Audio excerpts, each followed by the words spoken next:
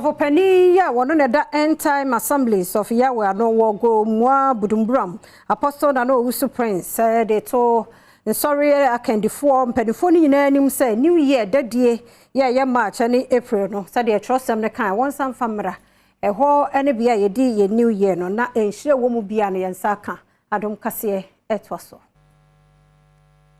What the futu ama sorin penny for se womo enhwe se womo bebo de ro e de afa new year esese ekoso e wo March bosume ene April na enye January bosume se ne omanfo edinun head pastor that end time assemblies of Yahweh e ogomo Bujumbura ene Adom Central for Kasa abra 7 days Yahweh ministries ebo mu na womo edi new year celebration no what the tudwa se wokotro kunkunima e Exodus chapter 12 verse 1 Esther chapter 3 verse 7 Daniel chapter 7 verse 25 Hu dance se new year a womanfo edino esese womo edino March and April bosume na enye January asoli bia gidi se ye nyina so ne babro ye de ko nyankopon hindi nanso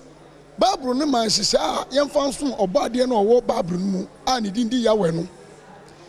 o ma ye bosume se ne bosume edikan the month of April ana Aviv near between March and April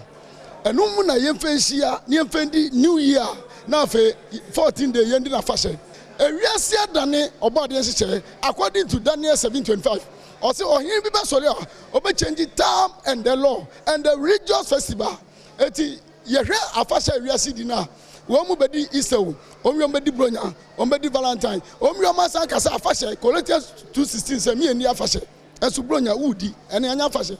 eti nkrapa ni say yeah pass restore back to obade na fashe ene ne hyeche ya wahyeche ne di si wo eti ne aye first Aviv aye new year day it is Aviv we friend 2023 be wuro mu pa nke ne ene de di kan si ewure mu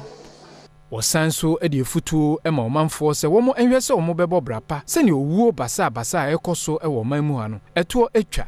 ka Exodus chapter 34 no o kan free 22 going na o se saa de we wo ya afibia mebo ho ban eti o beka se so fu preacher kan ye ntanwu